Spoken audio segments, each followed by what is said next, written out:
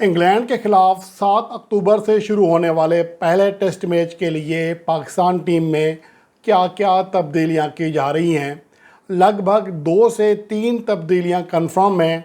इसके हवाले से बात करेंगे और इसके अलावा अहम बात यह है कि क्या पाकिस्तान टीम इस मैच के लिए इंग्लैंड का मुकाबला करने के लिए तैयार है।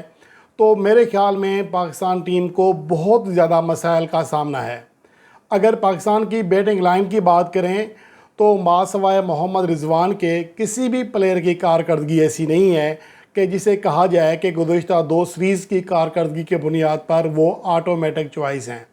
अगर पाकिस्तान के main prime batsman Babar Azam की बात करें तो ना सिर्फ गुज़श्ता 2 सीरीज़ बल्कि 2023 से वो एक भी 50+ इनिंग्स नहीं खेल सके हैं टेस्ट फॉर्मेट में, और आखिरी 2 इनिंग्स में उनकी एवरेज 19 रन फी इनिंग्स के इर्द गिर्द रही है, जो कि इंतहाई बुरी कारकर्दगी है। और ओपनिंग बल्लेबाज अब्दुल्ला शफीक की एवरेज इससे भी नीचे है, जो आखिरी 7 इनिंग्स में सिर्फ एक बार 10 रन की हद पार कर सके हैं और दीगर 6 इनिंग्स में वो 9 या इससे भी कम स्कोर पर आउट हुए हैं। और इसके साथ साथ आखिरी 22 टेस्ट इनिंग्स में वो सिर्फ 2 बार 50 रन की हद पार कर सके हैं। तो ओवरऑल देखा जाए तो अब्दुल्ला शफीक की टीम में जगह ही नहीं बनती है। और अगर कामरान गुलाम को स्क्वाड में शामिल किया जाता तो शान मसूद सैम अयूब के साथ ओपनिंग करते हुए दिखाई दे सकते थे और कामरान गुलाम को 1 डाउन पोजीशन पर बाआसानी सेट किया जा सकता था। लेकिन पाकिस्तान के सिलेक्टर्स ने इस हवाले से कोई रिस्क लेने के बजाय अब्दुल्ला शफीक के अंदर वो छुपा हुआ टैलेंट ढूंढने की कोशिश कर रहे हैं जो गुज़श्ता 2-3 सालों से सामने नहीं आ सका है। और उसके अलावा जो सैम अयूब हैं, आखिरी दोनों टेस्ट मैचेस में कम से कम एक इनिंग्स में वो 50-50 बनाने में कामयाब रहे, जिसकी वजह से उन्हें कंसीडर किया गया है कि वो इंग्लैंड के ख़िलाफ़ टेस्ट सीरीज़ खेलें और वो पहला मैच खेलते हुए दिखाई देंगे। सऊद शकील की कारकर्दगी में दौरा श्रीलंका के बाद बुरी तरह डाउनफॉल का शिकार हुई है। दौरा ऑस्ट्रेलिया में मुकम्मल तौर पर फ्लॉप हुए और बांग्लादेश के ख़िलाफ़ गुज़श्ता सीरीज़ में 141 रन की सूरत में सेंचुरी ज़रूर स्कोर की, लेकिन उसके बाद उनकी कारकर्दगी ख़राब रही। इसके अलावा सलमान अली आगा मिली जुली कारकर्दगी दिखा रहे हैं। रिजवान के बाद दूसरे बैट्समैन हैं जिनकी एवरेज कम से कम 30 रन फी इनिंग से ऊपर है। तो पाकिस्तान की बैटिंग लाइन का तो ये हाल है। अगर हम बॉलर्स की बात करें तो गुज़श्ता सीरीज़ में खुरम शहजाद और उससे पहले ऑस्ट्रेलवी टीम के ख़िलाफ़ आमिर जमाल के अलावा किसी भी खिलाड़ी ने आउट क्लास परफॉर्मेंस नहीं दी है। आमिर जमाल के लिहाज से देखा जाए तो चैम्पियंस कप में वो कोई ज़्यादा बेहतर रिदम में दिखाई नहीं दे रहे थे, लेकिन इसके बावजूद ये कहा जा सकता है कि उन्हें इंग्लैंड के ख़िलाफ़ चांस सिर्फ इसलिए दिया जाएगा कि वो अपनी आखिरी जो सीरीज़ और बल्कि उनकी डेब्यू सीरीज़ थी उसमें वो टॉप विकेट टेकर थे, 18 विकेटें हासिल की थी।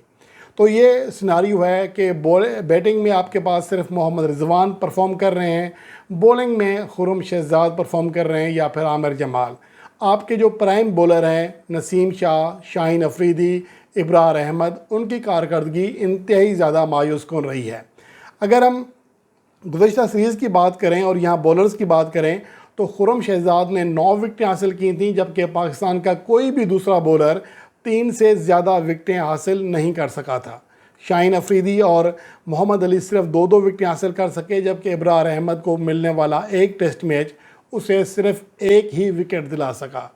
तो ये सूरत हाल है पाकिस्तान की। और इसके बाद जो सूरत हाल बनती है कि पाकिस्तान टीम अब किन चेंजिंग्स के साथ मैदान में जाएगा, तो यहाँ पर अब्दुल्ला शफीक की गो के ज़्यादा चांस 70% चांस यही है कि वही बरकरार रहेंगे, लेकिन किसी हद तक ये कहा जा सकता है कि शायद मोहम्मद हुरैरा के ऊपर चांस लिया जाए।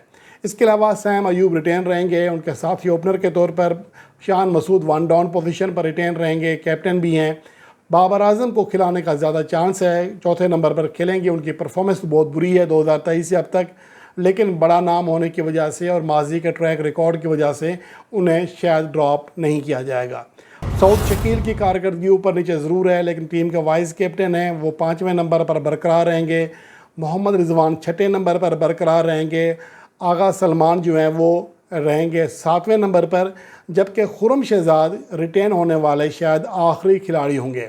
उसके अलावा मोहम्मद अली की जगह زیادہ چانس یہی ہے کہ عامر جمال کو موقع دیا جا سکتا ہے، لیکن اگر پچ اسپن ہوئی تو پھر نعمان علی کھیلیں گے، عامر جمال کے بجائے انہیں کھلایا جائے گا، یعنی کہ محمد علی کی جگہ نعمان علی یا عامر جمال میں سے کسی ایک کو ریٹین کیا جائے گا، کھلایا جائے گا۔ ابرار احمد کے ریٹین ہونے کے بہت زیادہ چانسز ہیں، گو کہ ان کی کارکردگی آخری 3 ٹیسٹ میچوں میں بہتر نہیں رہی ہے، لیکن اس کے باوجود انہیں موقع دیا جائے گا، جبکہ میر حمزہ کو ریپلیس کریں گے نسیم شاہ یا پھر شاہین شاہ آفریدی۔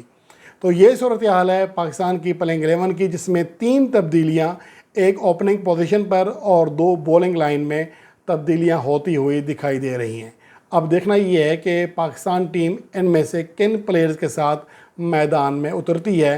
بہرحال اگر آپ میرٹ کے لحاظ سے دیکھیں تو یہی آپ کی بیسٹ ٹیم بنتی ہے۔